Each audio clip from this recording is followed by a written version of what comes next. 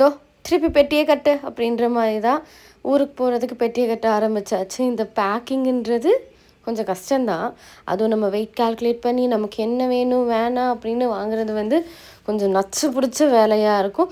அது எல்லாத்தையும் கரெக்டாக பேக் பண்ண வேலை செய்யணும். இந்த வாட்டி நான் என்ன வாங்குறேனோ இல்லையோ எனக்கு பிடிச்ச மாதிரி ரைஸை நல்லா பேக் பண்ணிடணுன்ற டிசைட் பண்ணி எல்லாத்தையும் நானும் ஸ்ரீமதி போய் வாங்கினோம். அதுக்கப்புறம் இந்த எவரெஸ்ட்டில் தந்தூரி நல்லா இருக்குது அப்படின்ட்டு எனக்கு இன்னொரு வாட்டி வேணும்னு அங்கே போய் வாங்கி சாப்பிட்றது தான் கிளம்புனா. இந்த தண்ணிப்பழம் சீசன் தான் என்னன்னு தெரியல. எங்கள் குடும்பத்துக்கு பீஸ் கணக்காலாம் சாப்பிட்டா பார்த்தாது. நாங்கள்லாம் ஒரு பழம் முழுசாக சாப்பிடுவோம். அதுக்கப்புறம் இந்த ஐஸ்கிரீமோட க்ரேஸ் இன்னுமே எங்கள் 2 பேருக்கு தீரலை. இந்த ஹைபேக்கோல ஆக்சுவலி ஐஸ்கிரீம் நல்லாயிருக்கு. நான் காஸ்ட்லியாக இருக்கும்னு ரொம்ப நாள் அங்கே போகவே மாட்டேன்.